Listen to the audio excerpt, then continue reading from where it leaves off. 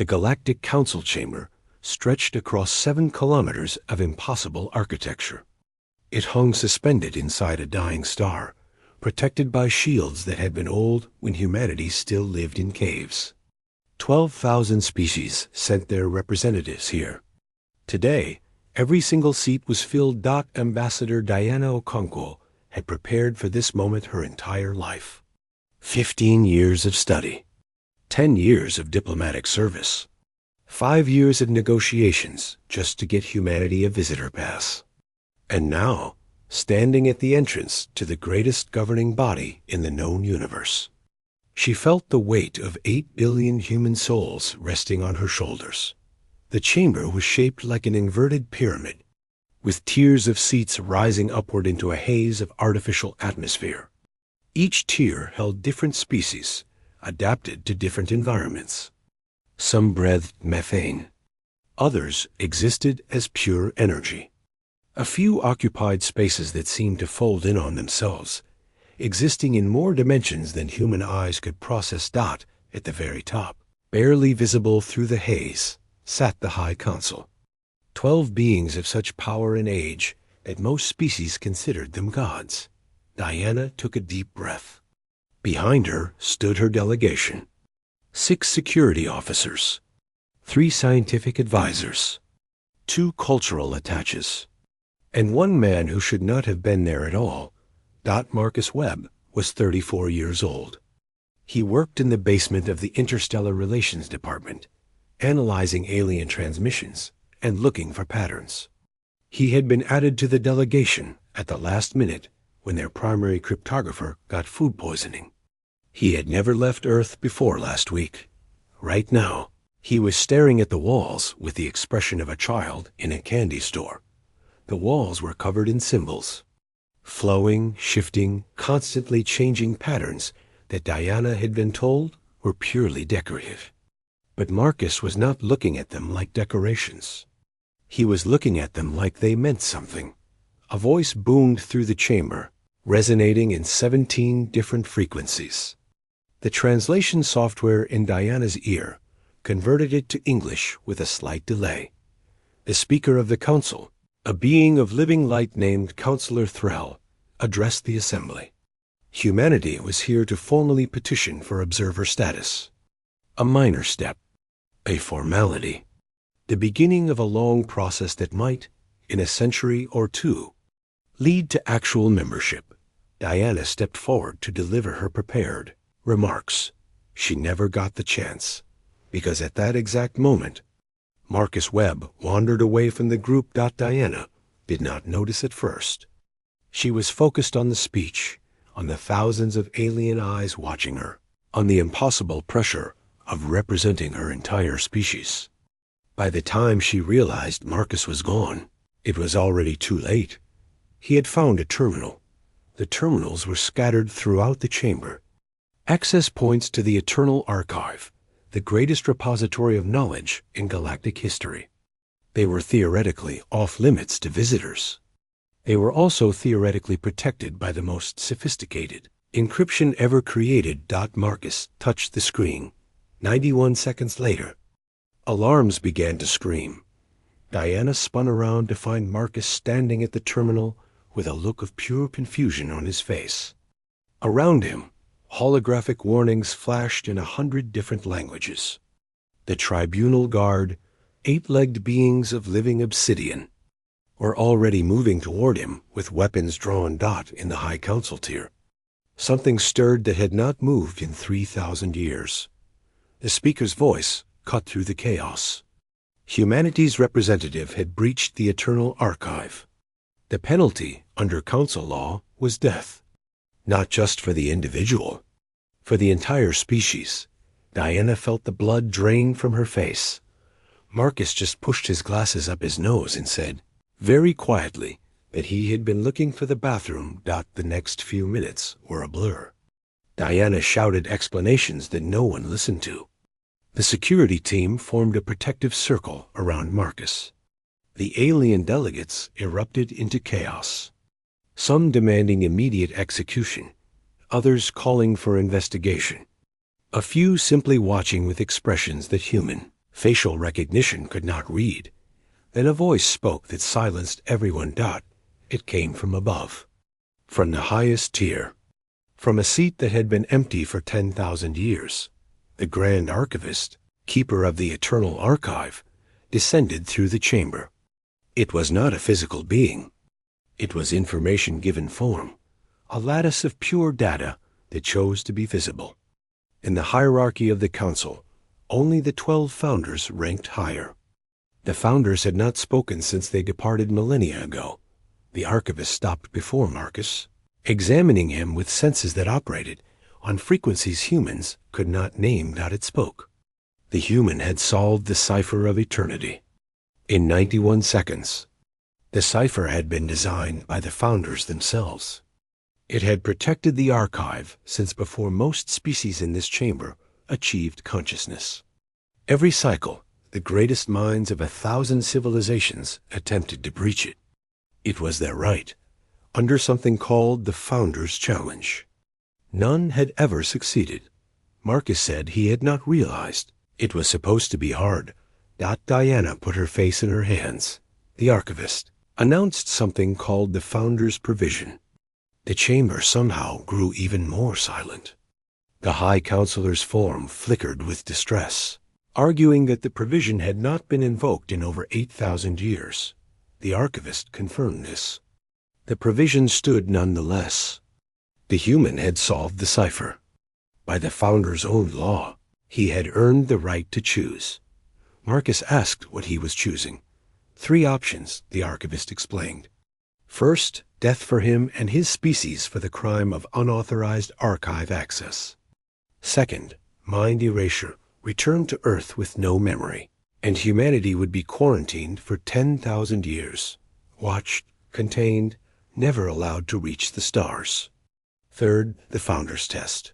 Pass it, and Marcus would be granted access to the archive's deepest level, knowledge that no living being had seen since the Founders departed. Fail it, and the result was the same as option 1. Diana stepped forward, ready to intervene, to negotiate, to do anything. Marcus spoke first. He wanted to know what was in the deepest level. The archivist admitted it did not know. It had never been granted access. Diana tried to stop him. She begged him to think, to consider the consequences, to remember that 8 billion lives depended on his choice. Marcus looked at her. His eyes were different than they had been an hour ago. Something had changed when he touched that terminal. Something had awakened. He said he would take the test. The chamber erupted again. The archivist raised one hand, and silence fell. The test would begin at the next cycle's dawn. The human had 12 Earth hours to prepare. The archivist suggested he use them wisely. No one had survived the Founder's Test in 8,000 years. As Marcus was escorted away, Diana caught up to him. She demanded to know what he was thinking. He had just gambled with the lives of every human being alive. Marcus did not answer immediately. He was staring at a display screen showing the archive's security logs. The cipher of eternity, the supposedly unsolvable code he had. Cracked in 91 seconds, there was a timestamp. Beneath it, the encryption had been last. Modified exactly 27 years ago, the year Marcus. Webb was born. He turned to Diana with an expression she could not read. He said he did not think this was an accident. He did not think any of this was an accident. Someone had been waiting for him. The question was who? And why? Diana felt a chill that had nothing to do with the chamber's temperature. For the first time since this nightmare began, she wondered if Marcus knew something the rest of them did not. If his wandering away from the group, his finding that terminal, his solving that cipher, had been less accident and more destiny. But destiny was a concept for poets and philosophers. Diana was a diplomat. She dealt in facts, in negotiations, in the cold, hard reality of interstellar politics. And the fact was that humanity's fate now rested on one man taking a test that no one had passed in 8,000 years. The next 12. Ours would determine whether humanity joined the stars or was erased from them entirely. Diana looked at Marcus, at his unremarkable face and his ordinary glasses and his complete lack of fear. She hoped, desperately, that he knew what he was doing, because if he did not, no one would remember that humans had ever existed at all. Marcus had not slept. The preparation chamber they gave him was larger than his entire apartment back on Earth.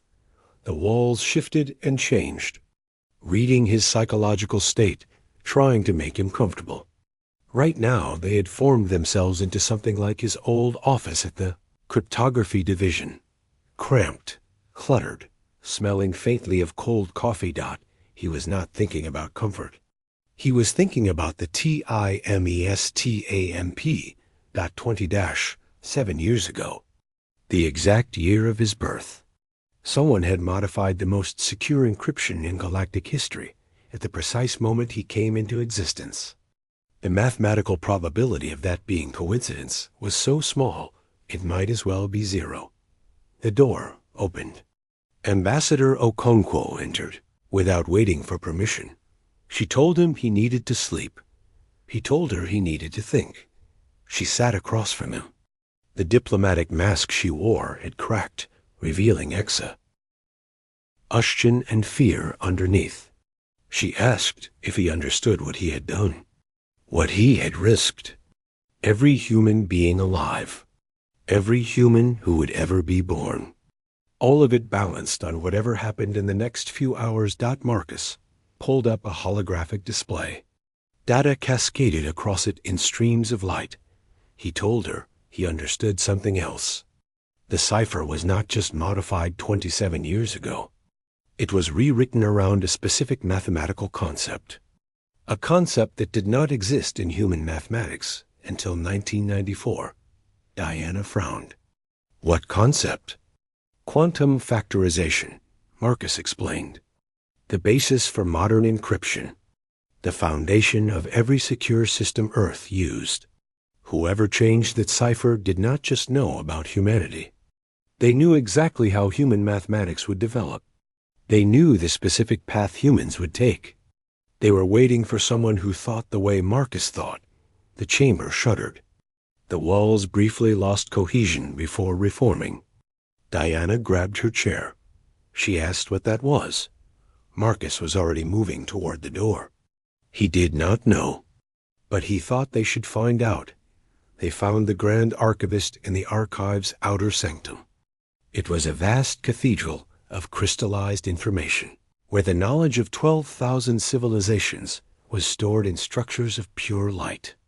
The archivist's form flickered with unusual instability. Something was happening, the archivist said.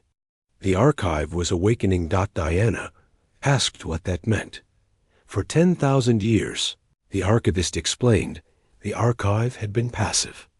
A library. A storage facility. But since Marcus solved the cipher, processes had begun that it did not understand. Systems were activating. Connections were forming. It was as if the archive had been waiting for something. Marcus finished the thought. Waiting for him. Diana demanded to know why the founders would build the most sophisticated information system in history and design it to wait for a human. Humanity was one of the youngest species in the Council. They had only achieved faster-than-light travel 40 years ago. It made no sense. The archivist agreed. That was precisely what troubled it. The founders were brilliant, but they were not gods. They could not see the future perfectly. The idea that they designed the archive for this specific human suggested one of two possibilities. Either the founders possessed capabilities far beyond what any record suggested, or they were not the ones who modified the cipher. The implications hung in the air like poison. Marcus changed the subject. He asked what the test actually involved. The archivist hesitated. It was not permitted to disclose details. Marcus pointed out that the rules had already been broken. The archive was waking up. Whatever game was being played, he was already a piece on the board. The least the archivist could do was tell him what he was walking into. Silence stretched between them. Finally, the archivist spoke. The test was a trial of understanding. Marcus would be presented with a problem, a puzzle. He would have one cycle to solve it. If he succeeded, the archive's deepest level would open. If he failed, the archive's defensive systems would activate. Diana asked what that meant. Everything within a light year would be reduced to atoms, including the council chamber, including the 12,000 delegates, including the 200 billion beings in the surrounding stations. The founders had not believed in half measures. Diana turned to Marcus. He could not do this. If he failed, it would not just be humanity dying. It would be the entire galactic government. Marcus told her that if he refused, Earth died anyway. At least this way, there was a chance. He looked at the archivist. He needed to know everything. The founders. The archive. Whatever modified the cipher. If the test was calibrated to him specifically, then understanding the context might be the key to passing it. The archivist hesitated again. Then it made a gesture, and a section of wall dissolved, revealing a passage that glowed with inner light. It told Marcus to follow. There were things it could not say, but there were things it could show him. Things that even the council did not know. The passage led deep into the archive's core. Here, information was not just stored, but alive. It wove and grew, and evolved in patterns that suggested something almost like thought. The archivist explained as they walked. The official history, said the founders, were 12 beings of immense power who ended the Chaos Wars and established galactic peace. This was true, as far as it went. What the history did not say was what the Chaos Wars actually were. Marcus asked what they were. A war against entropy itself. The archivist said. The universe had been dying. Not slowly, as physics suggested, but quickly. Torn apart by weapons that damaged the fundamental structure of reality. The founders did not just end a conflict between species. They repaired existence. They entered a chamber where the walls were covered in symbols that hurt to look at. Not because they were bright, but because Marcus's brain refused to process them. The archivist called it the founder's script, the language they used to rewrite the laws of physics. Every civilization that studied these writings had failed to understand them. The greatest minds of 12,000 species had devoted lifetimes to a single character. Marcus stared at the wall. Something was happening in his mind. The impossible symbols were starting to resolve, like a blurry image coming into focus. He spoke slowly. That was not a language. It was a compression algorithm. The symbols were not words. They were compressed data. The founders were not writing. They were encoding. The archivist went completely still. Marcus continued. The entire wall was a single file, compressed to impossible density. And it was encrypted. The same way the archive had been encrypted. The same mathematical foundation. Diana warned him to be careful. But Marcus was already reaching toward the wall. The symbols flared with light. The chamber shuddered. And suddenly Marcus was no longer in the archive. He stood in. Darkness, vast, infinite, and he was not alone. A voice spoke from everywhere and nowhere. Said they had waited 10,000 years for someone. Who could read their message? The time had come for him to learn why. In the darkness, Marcus saw shapes. 12 of them. Vaguely humanoid, but wrong in ways that defied description. The founders. Or what remained of them. And behind them, pressing against the fabric of reality itself, something else moved. Something vast. Something hungry. The voice spoke again. The war never ended. They had merely postponed it. And now Marcus Webb had to decide whether humanity would help them finish it, or whether the universe would finally fall. Marcus floated in the void, surrounded by beings that had shaped the galaxy.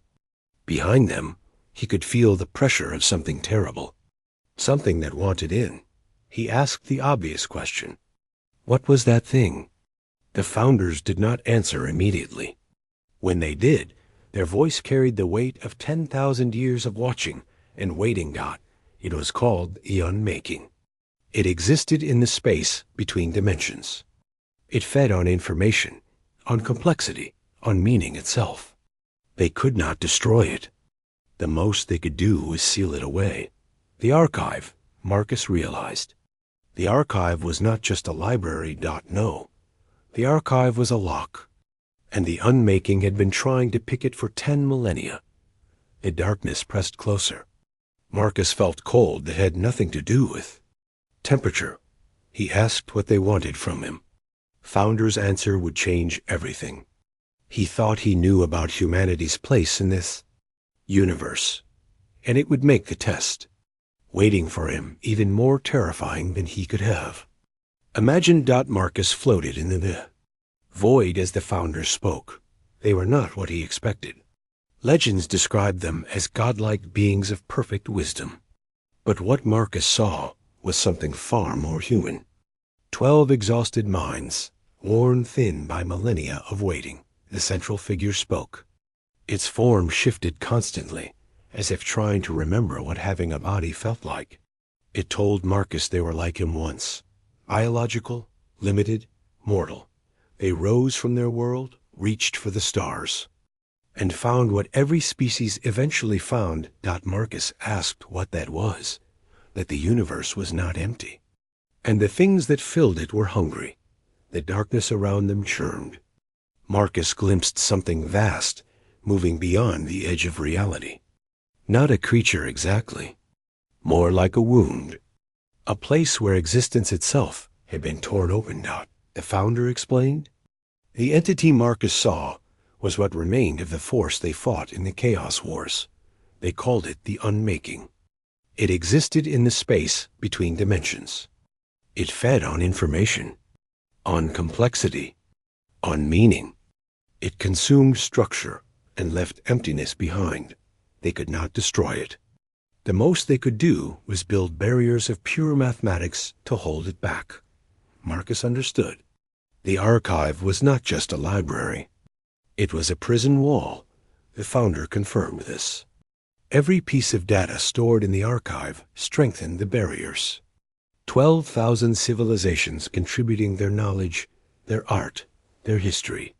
All of it woven into the mathematical structure that held reality together. Marcus asked if the council knew this. They could not know. The knowledge would change how species interact. With the archive, the mathematical structure would shift. The barriers would weaken. The founders learned this the hard way. In the early years, they told the truth. 3 civilizations fell to madness before they understood their mistake. Then why, Marcus demanded, were they telling him? Because the barriers were failing anyway. The darkness pressed closer. The hunger behind it seemed to grow. 10,000 years ago, the founders sacrificed their physical forms to strengthen the seal. They became patterns of information, existing within the archive itself. They calculated the barriers would hold for approximately 12,000 years. But they underestimated the Unmaking's patience. It had been probing their defenses, finding weaknesses, corrupting the mathematics from within. Marcus asked how long they had. 40-7 years. Then the barriers would collapse entirely. The Unmaking would pour into the universe. Every civilization, every species, every thinking mind would be consumed. Reality itself would unravel. And they thought Marcus could stop it? They thought he could try. That was why they modified the cipher. Back in the real world, Ambassador Okonkwo was having the worst day of her diplomatic career. The council chamber had descended into complete chaos. Word had spread that the archive was awakening. Systems dormant for 10,000 years were suddenly active. The tribunal guard had sealed all exits. 7 different species had accused each other of sabotage. The Metheny delegation had entered a battle trance. The Korvathi representative had literally melted from stress. Diana, stood alone on the pedestal of judgment. Trying to project calm, she did not feel.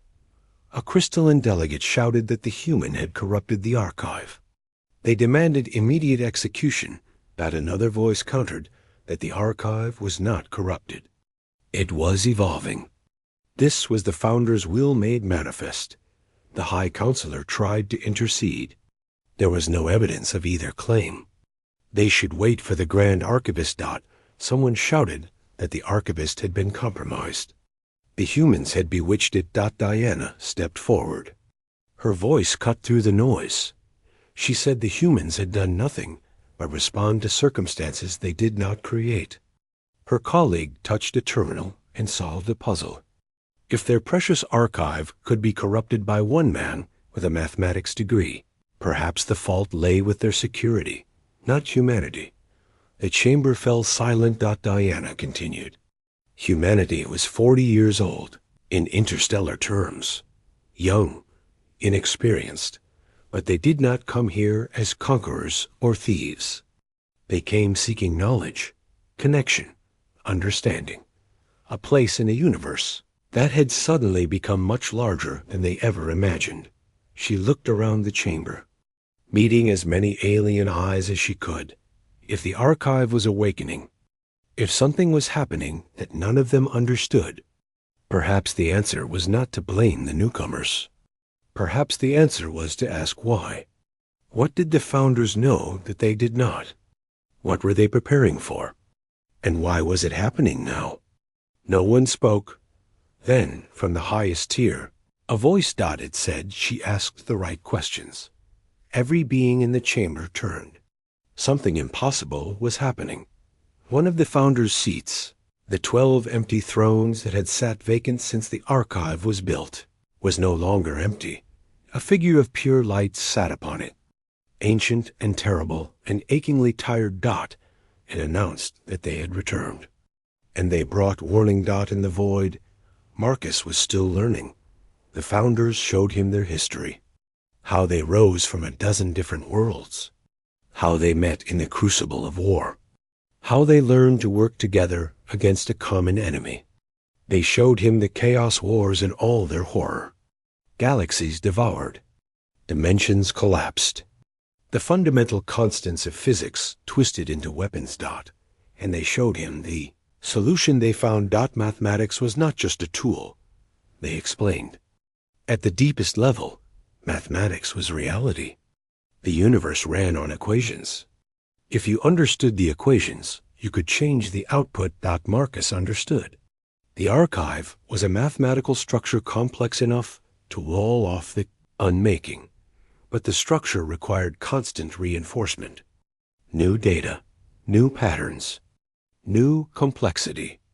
That was why they invited every species to contribute. That was why the council existed. Not for governance, for information gathering. Every discovery, every artwork, every philosophical insight added another layer to the barrier. Marcus asked why it was not enough, because the unmaking was learning too. It had begun to decode their mathematics, to find the holes in their logic. They needed something new, something it could not predict. That was where humanity came in. The founders' form solidified slightly, becoming more human-like. They told Marcus they had observed his kind since humans first looked at the stars. Humans were not the strongest species, not the most intelligent, not the most ancient. But humans had something no other civilization possessed, something the founders had not anticipated. Marcus asked what? Humans were unpredictable. Every other species in the galaxy, when faced with a problem, converged on similar solutions. They thought in patterns, in established frameworks, in logical progressions. But humans arrived at correct answers through methods that made no rational sense. They saw connections that should not exist. They solved problems sideways. Marcus said that sounded insulting. It was the highest compliment. The unmaking was a being of pure logic.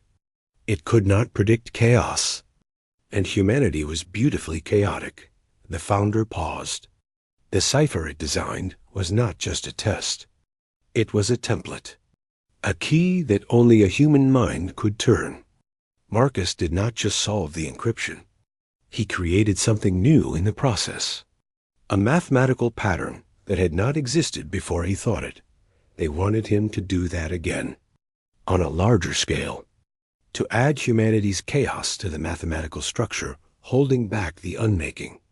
But to do that, he had to pass the test first. He had to prove his mind could handle what lay in the archive's deepest level. Marcus asked what would happen if he could not.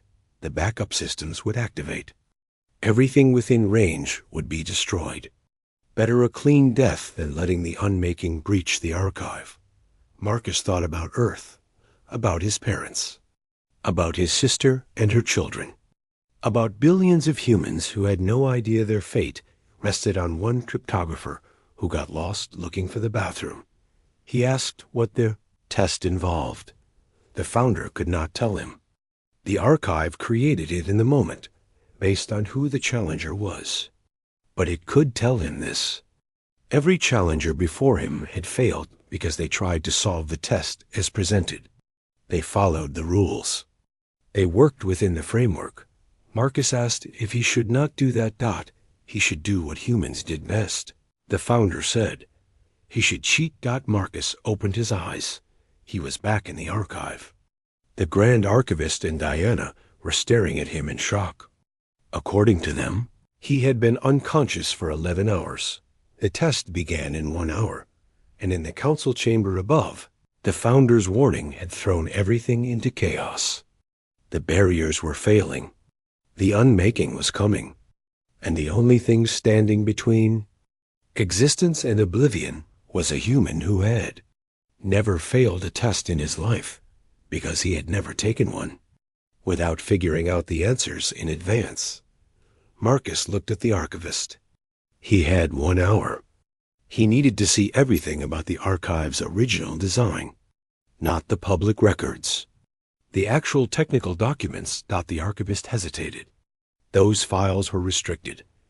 Marcus pointed out that he had cracked the cipher of eternity in 91 seconds. He thought he had earned a look. The archivist's form flickered. Then a section of wall dissolved, revealing a chamber filled with light. It told him he had 53 minutes. It suggested he use them wisely.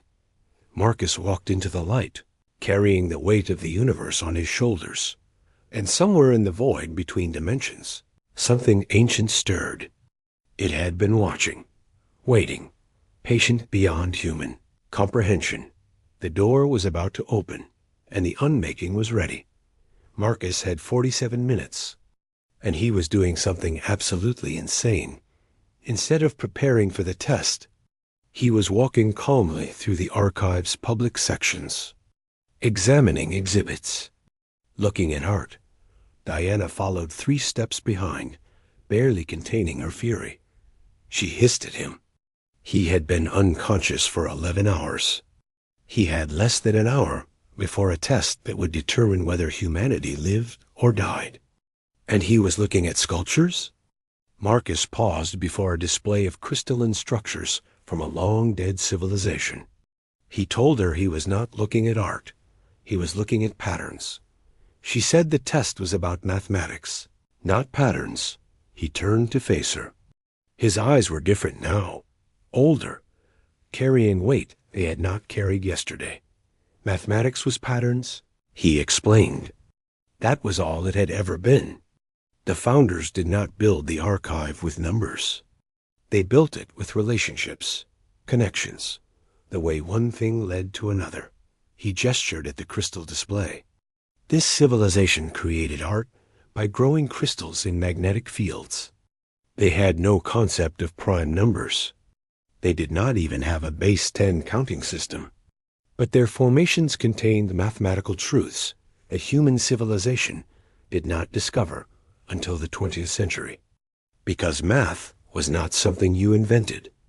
It was something you found. Diana opened her mouth to argue, but Marcus was already moving.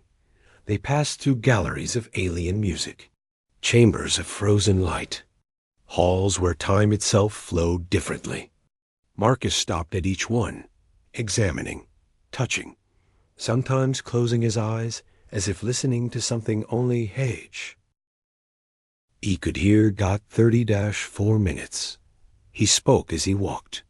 The founders told him to cheat, but they did not mean cheating in the usual sense.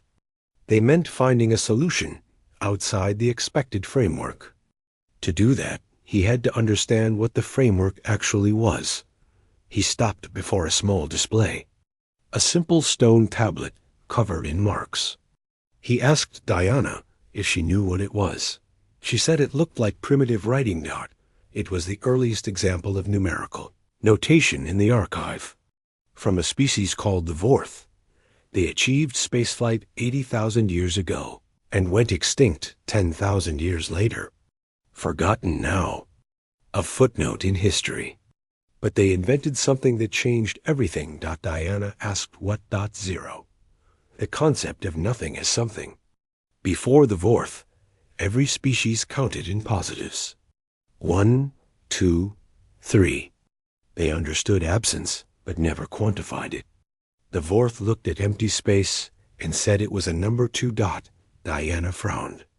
She asked what that had to do with the test. Everything. The founders did not tell Marcus what the test would be, but they told him how every previous challenger failed. They tried to solve it within the rules. They accepted the framework they were given. He continued. The test was not about finding the right answer. It was about finding the right question. Diana said that sounded either profound or like complete nonsense. Probably both. Marcus admitted. He told her he had spent his entire career breaking codes. Not because he was smarter than the people who made them. He broke them because he refused to see them the way their creators intended. He looked at the spaces between the rules. The assumptions nobody questioned. The zeros. 21 minutes. The Grand Archivist appeared beside them. It was time. The archive had prepared the test chamber. Marcus nodded. Before he went, he needed one more thing. Everything the archivist had on the founder's original design specifications. Not the public records. The actual technical documents. The archivist hesitated. Those files were restricted. Marcus pointed out that he had cracked the most secure encryption in galactic history. While looking for the bathroom, he thought he had earned access. The archivist's form flickered. Then a section of wall dissolved, revealing a chamber filled with light. 19 minutes. Marcus entered. Data surrounded him in cascading streams. Technical specifications. Design documents. Things no living being had seen in 10,000 years. He read faster than he had ever read in his life.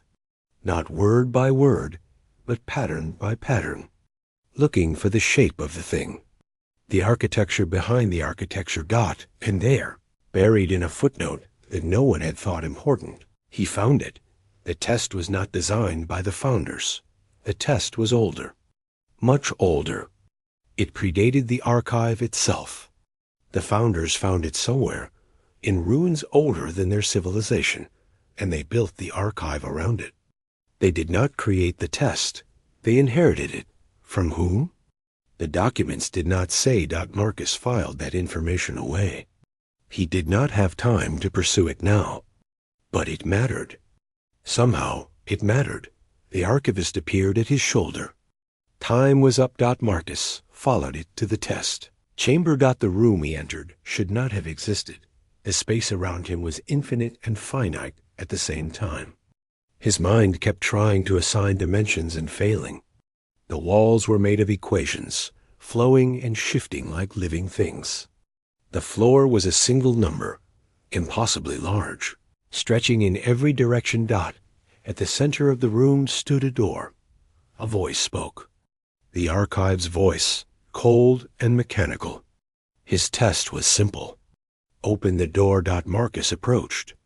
The door was made of something that hurt to look at. Pure abstraction given form.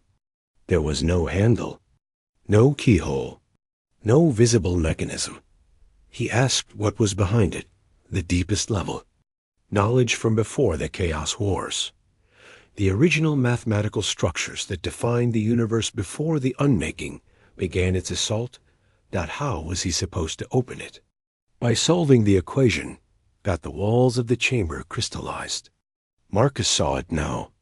A mathematical expression that made the cipher of eternity look like basic arithmetic. It sprawled across every surface. It incorporated symbols from 1,000 different notational systems. It referenced concepts that human mathematics had not invented yet. For a moment, Marcus felt genuine despair. Then he remembered what the founder said. Every challenger had failed because they tried to solve the test as presented. He stepped back from the door. He studied the equation not as a problem to be solved, but as a structure to be understood. Why this equation? Why this form? The archive created this test specifically for him, based on his capabilities, his thought patterns, his methods. It would be precisely at the limit of what he could achieve, which meant something. Marcus spoke slowly. The equation was not the test, was it? The archive did not respond. He continued thinking out loud. The archive made this for him. It analyzed his mind. It knew how he solved problems. It knew he looked for patterns others missed. It knew he questioned assumptions. So it would have accounted for that. Any obvious shortcut he might find, it would have anticipated. The real test was not solving the equation or finding a shortcut. The real test was doing something the archive could not predict. Something that fell outside the model it built of him. He looked at the door again. At the impossible equation. At the chamber that existed outside normal space. Then Marcus did something he had never done in his entire life. He gave up. Not in despair. Not in defeat. Deliberately. Consciously. He chose to stop trying. He sat down on the infinite floor. He crossed his legs. He closed his eyes. He announced that he was not going to solve it.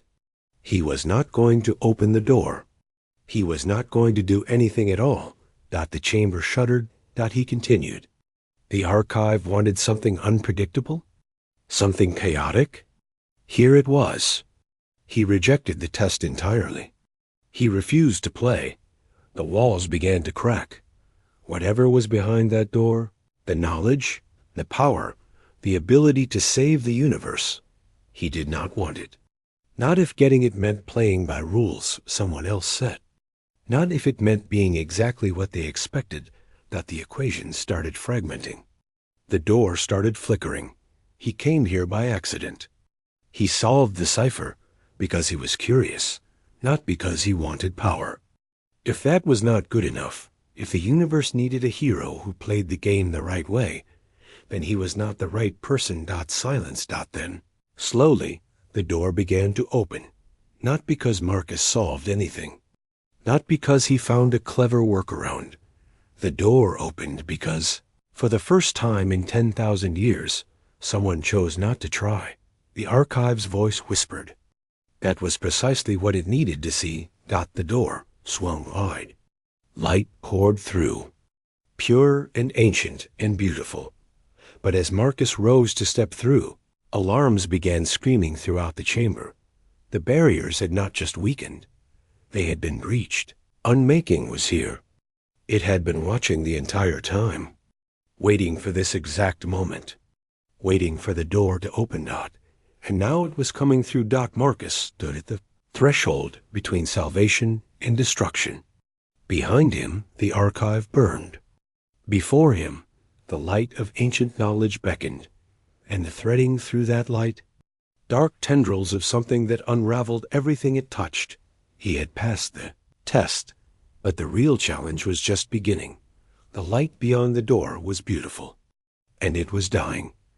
Marcus stood at the threshold and saw it clearly, a radiance that contained the original equations of reality, the mathematical foundations laid down at the universe's birth.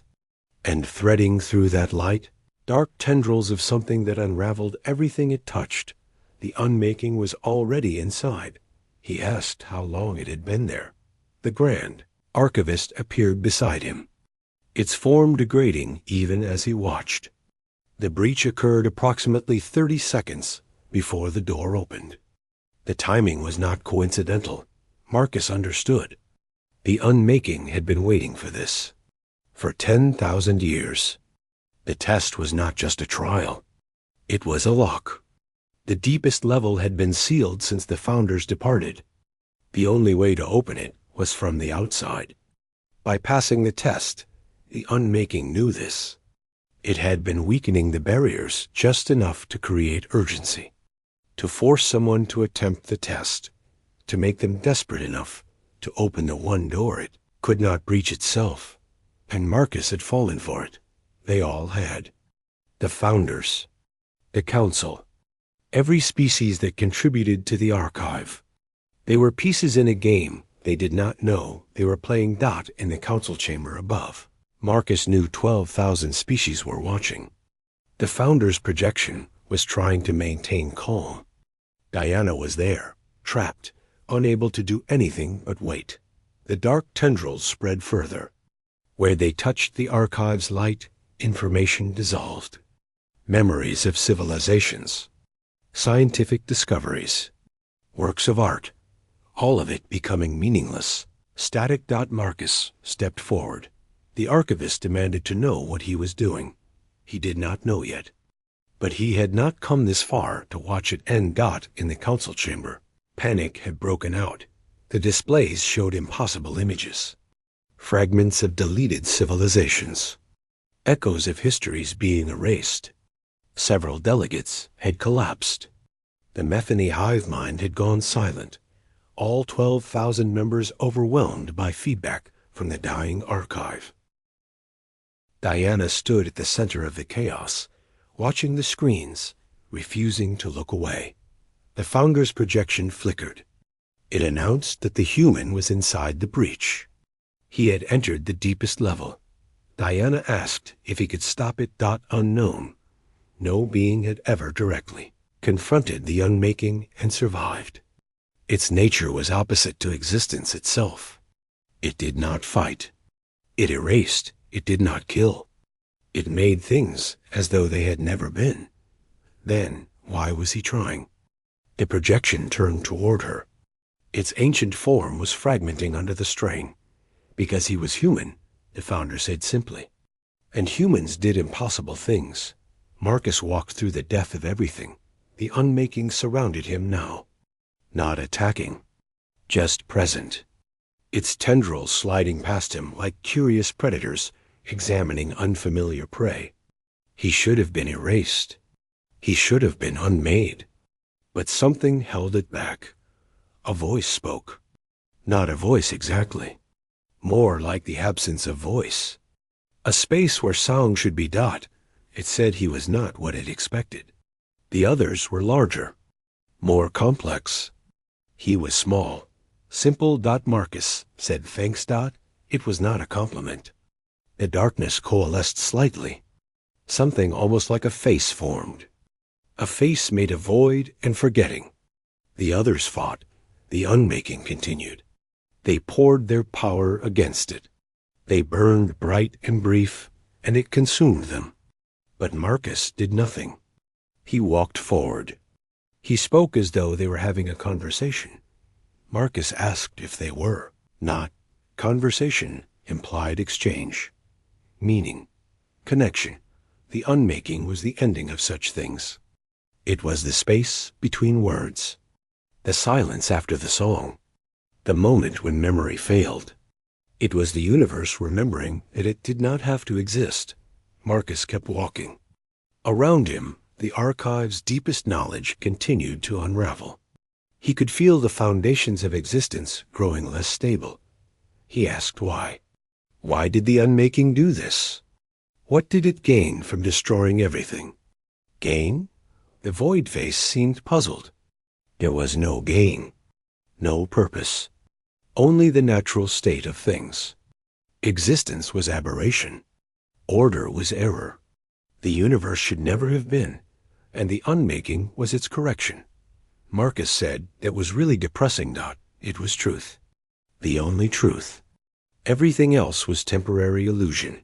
Marcus stopped walking. He had reached the center of the deepest level, a point where the light was brightest and the darkness most concentrated. Here, at the heart of everything, the founder's greatest work hovered in perfect balance.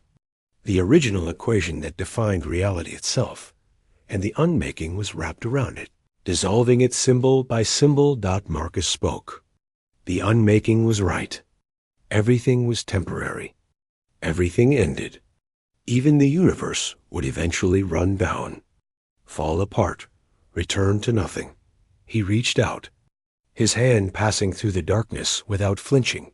But just because something ended did not mean it did not matter.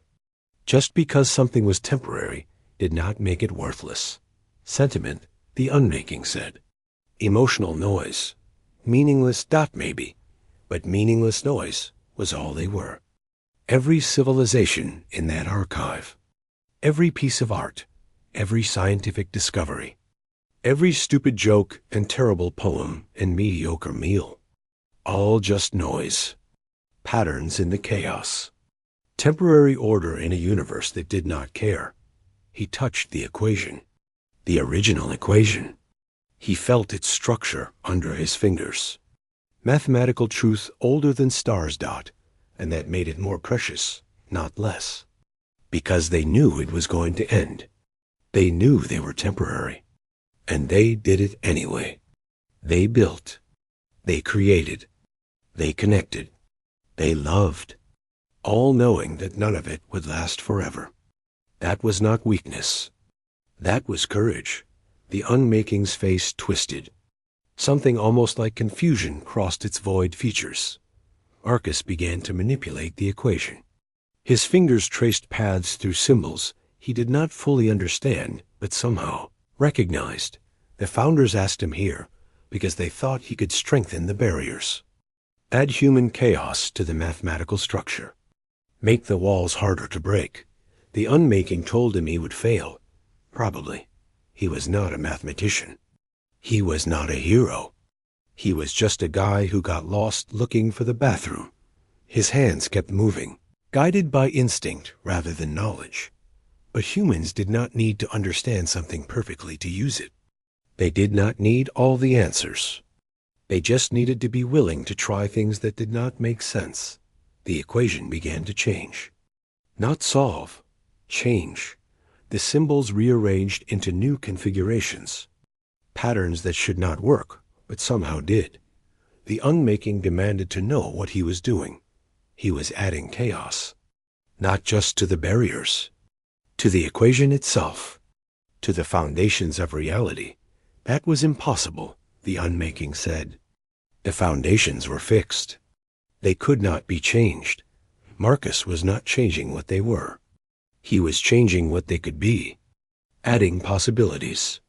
Making room for things that did not make logical sense, but happened anyway. His voice rose as the equation transformed around him. Light and darkness swirling together in impossible spirals. Every time a human did something irrational, something the universe did not predict, that was chaos. Every time someone fell in love with the wrong person, or pursued a dream everyone said was impossible, or laughed at a funeral, or cried at a sunset. That was chaos. The unmaking recoiled. The void face fragmented. And chaos was the one thing it could not unmake. Because it was never made in the first place. It did not follow rules that could be dissolved. It did not have structure that could be broken down. It just existed. In all its messy, imperfect, beautiful randomness. Marcus completed his work. And reality shuddered around them. The unmaking wanted to end existence? End meaning? End everything? Then it would have to end the possibility of chaos first. And as long as there were minds that could think sideways, hearts that could love without reason, souls that could hope against all evidence, it would never run out of things to unmake. The new equation propagated outward, through the deepest level, through the archive's core, through the barriers, through the unmaking itself. The void face screamed, not in pain, in something worse, in the realization that it had encountered something it could not process, something that fit no model, followed no logic, obeyed no law, something genuinely, irreducibly, impossibly human. 1 year later, the Galactic Council chamber was packed again, but this time the atmosphere was different. No fear, no judgment, no threat of extinction. Instead, something almost like celebration. Marcus Webb stood at the center, not on the pedestal of judgment, which had been removed, but on a new platform called the pedestal of address. He was still wearing unremarkable clothes. Nobody told him about the dress code. The Grand Archivist announced that the barriers were stable. Current projections suggested they would hold for approximately 100,000 years. Possibly longer. The unmaking had not been destroyed. That might not be possible. But it had been confused. The chaos elements Marcus introduced made reality itself unpredictable. The unmaking could not unmake what it could not model. High Counselor Threll rose. Its form of living light was warm in a way it had never been before. 1 year ago, humanity came seeking membership. They offered judgment instead. They threatened extinction. They were wrong. Threll turned to face Marcus directly.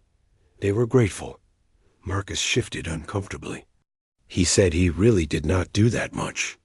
He just pushed some symbols around. The Founder's projection spoke from its ancient seat, still occupied, now a permanent fixture of council proceedings. He changed the fabric of reality. He introduced genuine unpredictability to the mathematical foundations of existence.